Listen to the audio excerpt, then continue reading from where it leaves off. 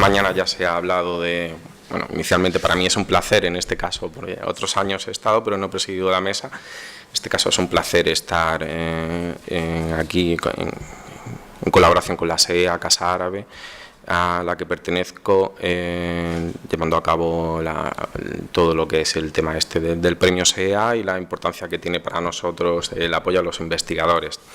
Esta mañana ya ha comentado mi director una serie de cuestiones, no me voy a repetir, sería reiterativo, innecesario, poner en valor la labor que se hace de investigación por parte de la SEA, la labor que hacemos todos o que intentamos hacer en la medida de nuestras posibilidades y en la medida del prestigio que da esta ciencia que algunos, humanidades, ciencias sociales, que algunos no tienen en consideración, pero creo que es bastante importante.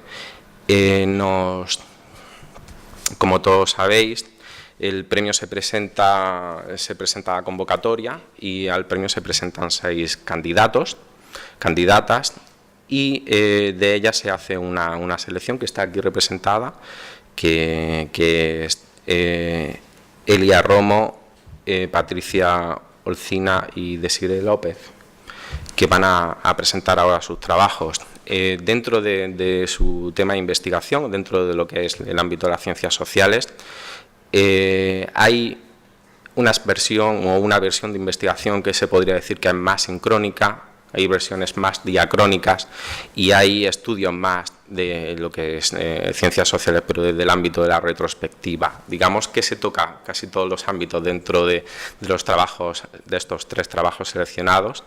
Es un placer, de partida enhorabuena, es decir, se competían con 6, pero que eran 6 trabajos también de mucha calidad. Enhorabuena a los que estáis aquí presentes. Y no es tanto la entrega del premio, la consecución del premio, como también entrar en este componente en sociedad, ¿no? Dentro de lo que es la SEA, que es vuestro gremio, que será en el futuro y que ya se conocen profesores, se conocen temáticas y se conocen formas de hacer. Dentro de esta cuestión, solo una parte de mi agenda de noticias, digamos, como parte de Casa Árabe, dentro de lo que es el tema de la investigación, hasta el 25 de noviembre se pueden presentar las candidaturas a la categoría de cultura árabe en otras lenguas, la que se incluye también el español, en una nueva edición del premio, el Jeque Al-Sayed, de lo que es un libro que se va a traer mañana y que se va a regalar a las personas que quieran tenerlo. La convocatoria está en la página de Casa Árabe, entonces animo a presentaros también a este premio. En este contexto del premio para jóvenes investigadores, no doctoras, todavía no han pasado por ese trauma, no tanto el trauma de la presentación, sino el trauma de realizar la tesis, ¿no? que digamos que es lo difícil, para adquirir en este caso lo que es la suficiencia como investigadoras, pero a nivel autónomo, es decir, en este caso como investigadoras independientes o no tuteladas. Las 3 candidatas seleccionadas, como decía, de un total de 6 candidatos, presentarán a continuación una comunicación de entre 20 y 30 minutos. Dentro de lo que es el compromiso de Casa Árabe con este premio, también invito a las candidatas a presentar sus artículos a la revista Aurat, que ayer se comentó, que yo edito y que estaríamos encantados con poder hacer la publicación de vuestros trabajos si lo consideráis oportuno. Es decir, nosotros que no vamos a estar encima para que nos los mandéis, sino ahora os paso mi dirección y sin ningún problema se le busca un encaje dentro de lo que es la revista. Creo que es una apuesta interesante para poner en valor los trabajos que se están haciendo de investigación. Pues, sin más... Perfecto.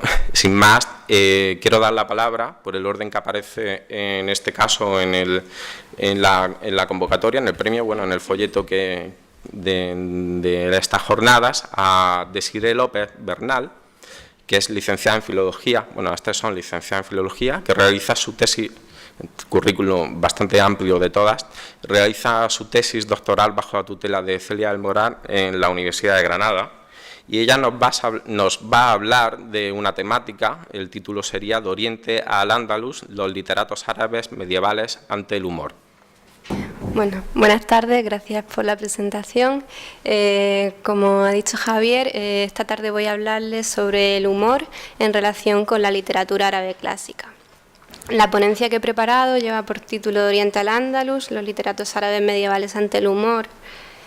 Y a lo largo de ella voy a tratar de exponerles cuál fue la dialéctica en la que tuvieron que moverse los literatos árabes en relación con el humor, con la seriedad y con la broma, y cómo esta dialéctica fue plasmada en sus obras.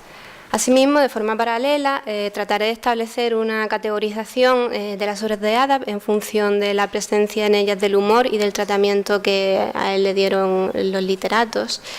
Y por último, pondremos en relación la estructura de la obra, en este caso de los Hadaik al-Zahir de Abu Bakr ibn Asim, con el humor y cómo veremos que este la condiciona. En primer lugar, quería hacer referencia a las fuentes en las que me he basado para realizar mi investigación.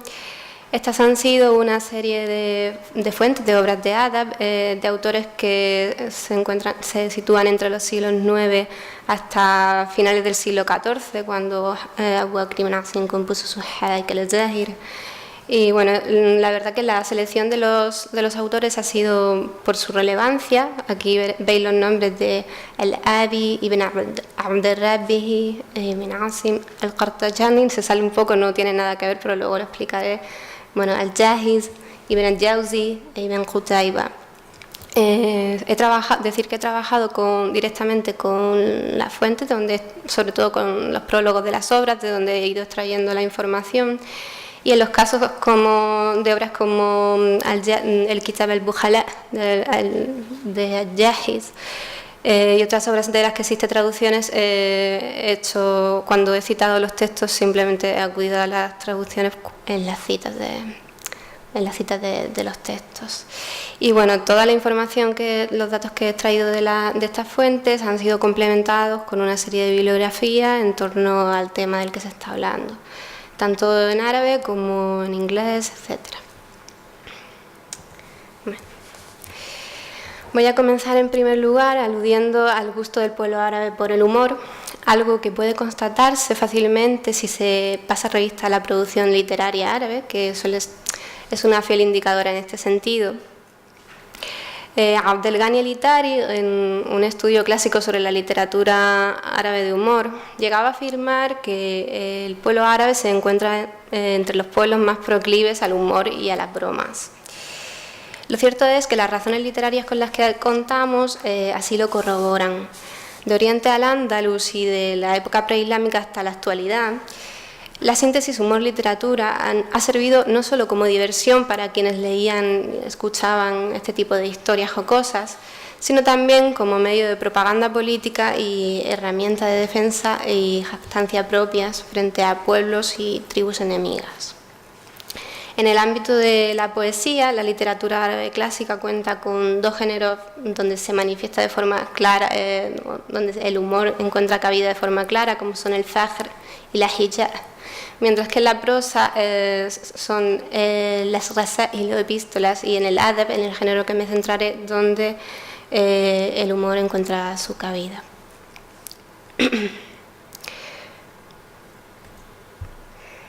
Voy a comenzar hablando en primer lugar de cuál fue el posicionamiento que los hombres de letras medievales adoptaron ante el humor y la risa. Pues detrás del inmenso volumen de creaciones literarias de contenido humorístico, en prosa o en verso, que nos brinda la literatura árabe clásica, se encuentra una reflexión y una preocupación mucho más profundas sobre un tema, de la seriedad, de la broma, de la risa, que fue protagonista de un prolongado debate, un intenso debate durante la Edad Media. Este debate comenzó entre teólogos, pensadores y juristas, y luego dio el salto al ámbito de las letras. Distinguiremos en este debate una doble dimensión: por un lado la ético-moral y por otro la literaria. Si abordamos en primer lugar este debate desde la perspectiva ético-moral, habremos de acudir al Yahid, cuyas teorías sobre la seriedad y la broma, al igual que su propia figura, traspasaron los límites de lo estrictamente literario para convertirse en un referente no solo para los autores contemporáneos a él y de épocas posteriores, sino también para todo investigador que en la actualidad pretenda indagar sobre el humor árabe medieval.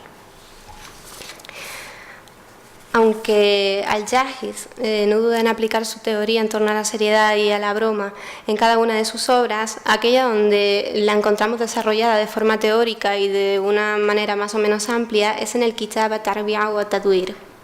En él, la cuestión de la risa y la broma es abordada en todas las ocasiones ligada a la seriedad, por ser este un par de conceptos antagónicos que constituye una constante dentro de la moral islámica y de las obras de Adab durante toda la Edad Media. Para formular su teoría sobre la conveniencia de la broma, Al-Yahid partió de uno de los conceptos fundamentales en la moral islámica. Me refiero al concepto de hilm o mesura, por el que se instaba al ser humano a comportarse de forma comedida y a evitar los excesos. El ser humano, sostiene Al-Yahid, no debe dejarse de llevar por la risa, como tampoco por la seriedad. Ambas, piensa, tienen su cabida en la vida de todo ser humano, que debe saber cuándo hacer uso de cada una de ellas en el momento adecuado. La risa tiene sus adecuados lugares y medidas, afirma en el Kitab al-Bukhala, una idea que desarrolla de forma más amplia en el Kitab at-Tarbiya wa at-Tadwir, donde explica: si la gente se sirviera de la gravedad en toda circunstancia, si todo lo dijera seriamente, si abandonara toda licencia y familiaridad, ensimismándose en sesudeces y trascendencias, más le valdría ser sencillamente necia y proferir sandeces sin cuento. Sin embargo, todo tiene su medida, igual que toda situación tiene su proceder. En efecto, la risa tiene su lugar, igual que el llanto. La sonrisa tiene su momento, igual que tiene el suyo la severidad. Pero quizá las palabras más bellas que Al-Yahid escribió sobre la broma y la risa las encontramos en su prólogo al Kitab al-Bukhala, donde habla de aquellas como elementos de vida frente al llanto y a la seriedad que lo son de la muerte. Estas palabras, que resumen a la perfección su posicionamiento, son las que siguen. Dios, ensalzado sea su nombre, ha dicho: Él es quien hace reír y llorar, quien da la vida o la quita, y dispuso así la risa frente a la vida y el llanto frente a la muerte. Y Dios no se adhiere a lo execrable ni otorga a sus criaturas algo defectuoso. ¿Cómo pues no va a ser su lugar de la risa por alegrar el alma grandioso y por el servicio al carácter grande, si es algo que está en la raíz de la naturaleza y el fundamento de la forma de ser humanas?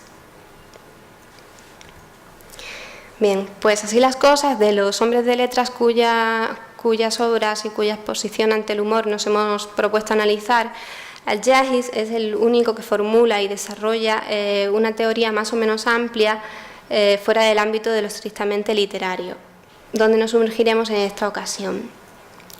Y pese a que los demás autores explicaron en los prólogos de sus obras qué posición habían adoptado en ellas frente a la risa y a lo cómico y a lo serio, no es posible seguir adelante sin volver de nuevo al erudito de Basora y a los cánones por él prefijados en torno a la forma de componer una obra de Adab y la inserción en ella del elemento jocoso. Parte de sus reflexiones en este sentido las encontramos en otras de sus célebres obras, como es el Kitab al-Hayawan, donde encontramos un epígrafe titulado «Mezcla de la broma y la seriedad en el libro».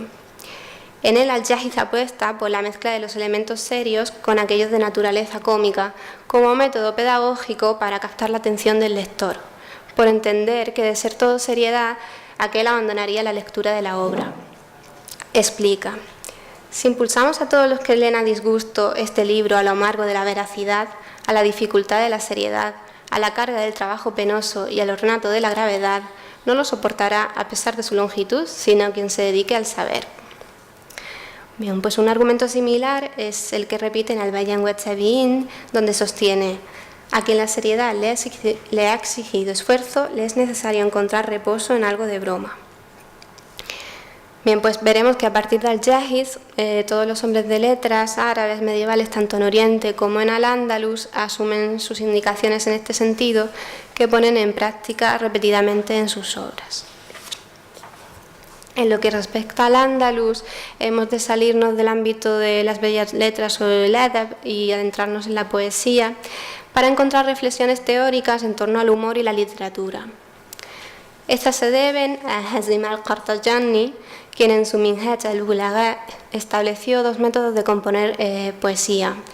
Estos no son otros que, como ocurría con la prosa, el Tariqat al-Jid y el Tariqat al-Hazl, definiendo este último como aquel en el que las palabras resultan de la desvergüenza y la necedad, en contraposición al primero, donde las palabras resultan de la murúa y de la inteligencia. Con todo, para él, ambos estilos no se encuentran aislados, sino que admite el intercambio entre ellos y apuesta por la combinación entre ambos. Hasta aquí la teoría. Veamos ahora cómo todo lo establecido por Al-Jahiz en cuanto a la composición de obras de adab se refiere y a la inserción en ellas de los materiales cómicos fue puesto en práctica por los hombres de letras. Para analizar el tratamiento del humor en las obras de adab se ha escogido, además de Al-Jahiz en Oriente, a tres autores más, representantes, como se verá, de dos tendencias diferentes en lo que a la presencia y tratamiento del humor en sus creaciones respecta. Estos son Ibn Qutayba, Al-Abi e Ibn al-Jawzi, mientras que en Al-Ándalus los escogidos son Ibn Abd al-Rabbi y Abu Bakr ibn Asim. La primera de las tendencias a las que he hecho referencia es aquella en la cual el contenido humorístico se halla presente a lo largo de la obra de forma interrumpida, repartido de forma aislada a lo largo de ella, o bien en uno o varios capítulos o epígrafes reservados específicamente para ello. En este grupo de obras entiendo que el humor adopta el papel de medio o herramienta al que recurren los literatos para, como señalaba Al-Jahiz, no causar tedio al lector. Si acudimos a las obras de este literato, las obras de adab, dentro de esta primera categoría se inscribiría en el Kitab al-Hayawan, al que ya hemos hecho mención anteriormente, y el Bayan wa Tabiin, puesto que en ellas no existe ningún capítulo específico dedicado a la broma, sino que todas las anécdotas e historias jocosas se alternan con el contenido más serio. Si continuamos con otro autor oriental, en este caso Ibn Qutayba y sus Uyun al-Akhbar, vemos cómo el autor declara en su prólogo no haber privado a su obra de las anécdotas peregrinas y los relatos jocosos, para, cito textualmente, no aliviar con ello al lector del Corán del esfuerzo de la seriedad y la fatiga de la veracidad. Después de reunir, como era costumbre, opiniones de personajes ilustres a favor y en contra de la risa y la broma, Ibn Qutayba termina expresando su propia opinión al respecto, asegurando que bromear, cito, no es algo detestable ni reprochable, ni uno de los pecados capitales ni de los veniales. Admitido pues el carácter lícito del humor, pasa a describir al lector qué contenido humorístico va a encontrar a lo largo de su obra, advirtiéndole al más serio del método que hemos usado en él y lo que con él nos hemos propuesto. Este método al que alude Ibn Qutayba no es otro que la alternancia entre la seriedad y la broma, mediante el recurso en diferentes momentos a anécdotas de tono jocoso que además cuentan con un apartado propio en la obra titulado La broma y lo permitido acerca de ella, del que da cuenta el propio autor cuando afirma, dirigiéndose al lector: nuestro libro te llevará al capítulo de la broma y el humor. Sin dejar Oriente, acudimos en esta ocasión a Al-Abi y a una de sus obras de título Nasr ad-Dur, que representa, en mi opinión, un estadio intermedio entre las dos tendencias propuestas en cuanto a la presencia en ella del humor. Aunque en ella comparte el espacio con la seriedad, su presencia es notable prácticamente en cada uno de los capítulos y subcapítulos que le dan forma, salvo en el primero de ellos, como el propio autor advierte en el prólogo en su introducción al segundo, donde dice: y he privado al primer capítulo de estas anécdotas jocosas y chistes, mientras que en el resto de la obra los relatos de contenido humorístico son los verdaderos protagonistas. Sin embargo, si he decidido incluir la obra del Abi en un grupo intermedio, ha sido por la envergadura del capítulo primero, dedicado, como he dicho, donde prima, como he dicho, el contenido más serio, ya que por este motivo el contenido jocoso en ella es menor que en obras del grupo siguiente del que hablaré y mayor que en obras del grupo anterior. Trasladándonos en este caso al Andalus, la tendencia con creces mayoritaria en lo que al humor y las obras de Adab se refiere es esta que hasta aquí se viene exponiendo, de la que se ha escogido para ilustrarla por su difusión y por su influencia posterior al-Farid del cordobés Ibn Abd al-Rabbihi. En esta obra el humor encuentra su lugar dentro de Al-Lugha Ath-Thaniya, su último capítulo, en el que el autor decidió recoger una selección de anécdotas e historias jocosas. A ello habría que añadir el contenido jocoso que a lo largo de la obra el autor incluye a propósito de los temas o las diferentes materias que va tratando, es decir, sobre mujeres, cantores, locos, etc., consiguiendo con ello el autor la alternancia entre la seriedad y la broma ya prefijada en el siglo X. Tengo que decir que dentro de esta primera tendencia descrita se agrupan la mayoría de obras de Adab que han llegado hasta nosotros. Sin embargo, existe una segunda tendencia que, aunque menos numerosa, dada la enorme amplitud y diversidad del género del Adab, fue y sigue siendo muy del gusto de los literatos, de los hombres de letras árabes, quienes hicieron del humor no solo un medio, sino también un legítimo fin. En ellas, pues, el humor inunda todos los capítulos de la obra y estos, de contenido y naturaleza cómica, ya no se dividen en función de este contenido, serio o no, sino atendiendo a las categorías de personajes cómicos que protagonizan los relatos que en ellos se insertan, pues tontos, descuidados, beduinos y un largo etcétera, de personajes que invitan a la risa. Ello no impide que, como se verá en ocasiones, en este tipo de obras se tenga igualmente en cuenta la alternancia seriedad-broma en tanto modelo estilístico, siendo la seriedad en ellas, con creces minoritarias, algo meramente formal. Si acudimos de nuevo a Oriente, entre quienes hicieron del humor el motivo central y exclusivo de sus obras, se encuentra el Baghdadi Ibn al-Jawzi, jurista, tradicionista, predicador, historiador y hombre de letras, cuyo prólogo a sus Akhbar al-Hamqa o al-Mughaffalin constituye todo un manifiesto a favor de la broma y de la risa.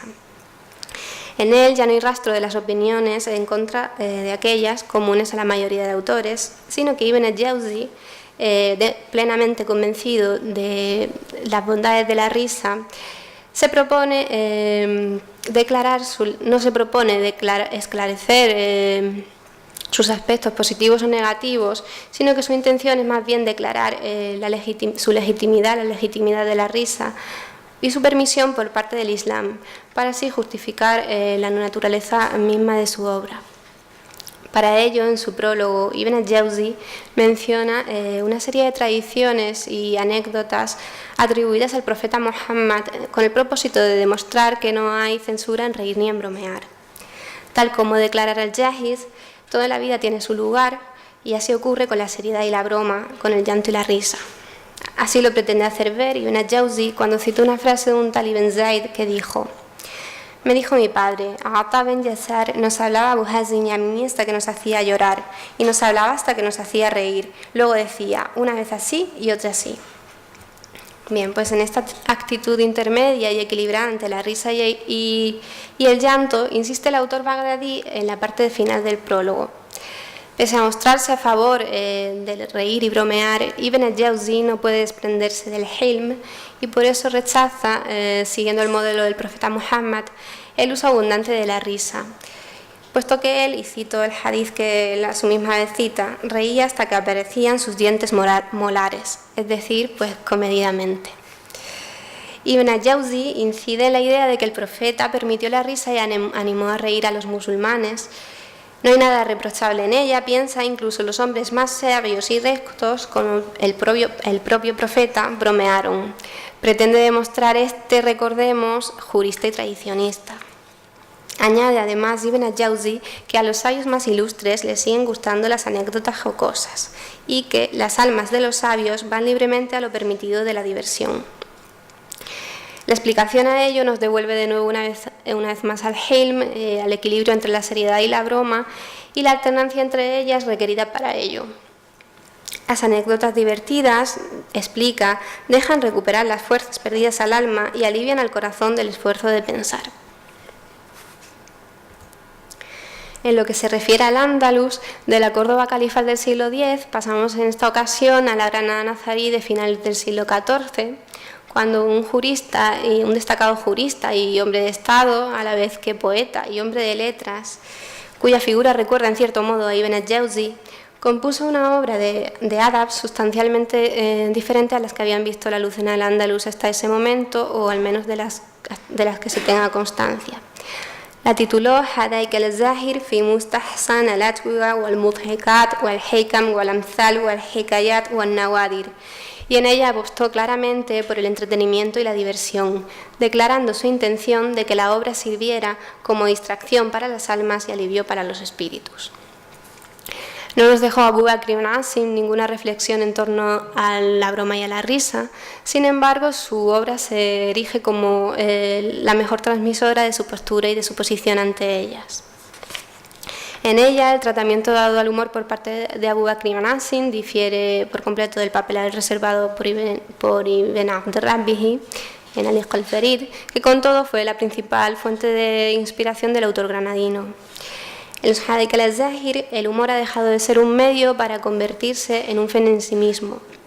Ya no hablamos de anécdotas que, diseminadas a lo largo de toda la obra, apuntan un tono divertido al asunto que se está tratando, ni siquiera de un capítulo reservado específicamente para ello, sino que éste ha pasado a adquirir la entidad de obra, de un gran huerto o jardín de respuestas ingeniosas, chistes, historias y anécdotas cuya estructura no resulta de ningún modo aleatoria.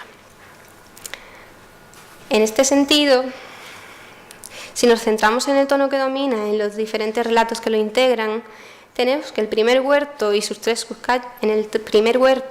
subcapítulos, el humor es el hilo conductor de las respuestas ingeniosas en ellos reunidas, protagonizadas por una amplia gama de personajes. Le sigue un segundo huerto en el que no solo la intensidad del humor aumenta, sino también el lenguaje empleado para ello, cuyo tono se hace más desvergonzado, obsceno y grosero. Esto ocurre en mayor medida en el tercer subcapítulo de este segundo huerto, titulado por el propio Abu Bakr ibn Asim sobre los chistes graciosos, aunque sus palabras estén consideradas feas. Y en el inicio del cuarto, donde se recogen toda suerte de anécdotas, chistecillos y versos de contenido erótico. Sirvan como ejemplo el par que traduzco a continuación. Dice: un hombre lleva a su casa una chiribía y le dijo a su esposa: si la haces cocinada servirá para la vista, y si nos la comemos cruda el pene se fortalecerá. Y ella exclamó: se ha roto la olla. O este otro: un hombre entró al baño público y encontró en él a otro hombre sobre un niño y le dijo: ¿enemigo de Dios en el baño público? Y respondió el otro: ¿me vas a llevar tú a tu casa? Enemigo de Dios, exclamó el primero. Hoy es viernes, y contestó: garantízamelo para el sábado. Bien, pues tal entrega a este humor sexual, que a veces incluso raya lo lascivo, es compensada por el autor con el primer subcapítulo de este segundo huerto, que da comienzo con una serie de anécdotas atribuidas al profeta Muhammad, a algunos de sus más ilustres compañeros, así como a otros personajes de la tradición arabo-islámica, célebres por su recta conducta moral y religiosa. Con ello entendemos que se consigue un doble objetivo. Por un lado, relajar el tono humorístico de la obra, ya que los protagonistas de estas anécdotas les confieren a estas una mayor sobriedad, aunque sin llegar a perder ese tono jocoso, preparando así el camino para adentrarse en los subcapítulos antes mencionados, donde se reúnen anécdotas de contenido sexual. Mientras que, por otro lado, el autor trata con estas anécdotas atribuidas al profeta Muhammad y a los personajes a los que he hecho mención, justificar su gusto por la broma y la consagración de su obra a ella, recurriendo para ello a los personajes citados como autoridades que legitiman el uso que hace del humor, con todo lo que ello conlleva, es decir, la ridiculización de personajes religiosos a los que se le atribuye vicios como el sexo o la bebida, el uso de la revelación, el empleo de un lenguaje obsceno, etc. El resto de la obra responde a una configuración similar en la que la seriedad toma en ocasiones el relevo a la broma. Tras el tercer huerto, donde prima el humor, se introduce un cuarto huerto muy breve sobre consejos y sentencias morales, seguido por una colección de refranes donde de nuevo prima la tendencia humorística. Para finalizar la obra con un sexto huerto, cuyo último subcapítulo, el tercero de ellos, lo dedica a historias de los santos, los siervos de Dios, los piadosos y los ascetas. Con él, Abu Bakr ibn Asim parece pedir perdón a Dios por los pecados que hubiera podido cometer después de haberse utilizado a tantos y tantos personajes, entre ellos imanes, alfaquíes, juristas, y haber tratado tantos temas que podrían no haberle gustado. Él mismo escribe al respecto en su prólogo de los Hadith al-Zahir. Puede que Dios haga útil este capítulo y sus gentes y lo considere una expiación por los capítulos precedentes. Con todo, pues una vez se finaliza la lectura de la obra, no cabe duda de que la seriedad en ella pues resulta cuanto menos algo meramente anecdótico. Para concluir, quería resaltar una serie de puntos con respecto a todo lo que he ido diciendo a lo largo de esta ponencia. En primer lugar, del mismo modo que se han establecido dos categorías en cuanto a las obras de Adab, según la presencia en ellas del humor y del tratamiento que de él hacen los literatos árabes medievales, podríamos distinguir entre dos tipos de risa derivados de ellas. La risa, según se desprende del primer grupo de obras del que hemos hablado, es un elemento meramente formal, un recurso estilístico al que recurren los literatos, que responde a la convención del género marcada por Al-Jahiz, que estipuló la alternancia, como hemos visto, de la seriedad y la broma. Esto explica que otros autores que en principio adoptaron una posición bastante ambigua en torno a este tema acabarán incluyendo en sus obras relatos de contenido jocoso. Frente a ella existe una segunda risa que conserva en parte su esencia natural y espontánea. Es la que aflora en un segundo grupo de obras que ella misma conforma.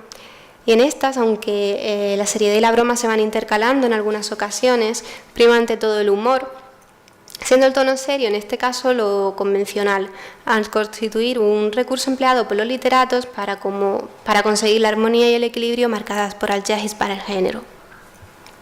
Por otro lado, detrás de estas obras que tienen como medio y fin para conseguirlo el humor y del impulso a componerlas, intuimos que se esconde la personalidad del autor, que no siendo en este sentido el único factor influyente para ello, juega en cambio, entendemos, un papel determinante en la elección del género humorístico como marco formal y temático para componer la obra que se propone escribir. Esta hipótesis se convierte en certeza en el caso de Abu Bakr ibn Asim, en cuya personalidad destacaba ante todo su sentido del humor. Y así de ello dejaba constancia su propio hijo cuando en su sharh o comentario a la célebre Tuhfat al-Hukam de su padre aludía a su gran sentido del humor. Bien, por otro lado hemos visto que en los Hadith al-Zahir la alternancia seriedad-broma se pone en práctica de forma magistral. Sin embargo, en lo que respecta a la inserción en la obra del último subcapítulo, de tono más espiritual, no creo que responda tanto a cuestiones formales, sino más bien a aspectos relacionados con la propia personalidad y la figura del autor, como son, por un lado, el peso que su condición de jurista y, por tanto, de condición seria, al menos externa, recaía sobre él. A ello habría que añadir esa gravedad, habría que añadir la religiosidad propia de un hombre medieval, que además ejerce una profesión vinculada con la religión. Todo ello, se entiende, le hace sentir la obligación de pedir perdón a Dios por las mofas en su obra hacia imanes, predicadores o alfaquíes y por el uso dado en ella a la revelación. Y eso es todo. Muchas gracias.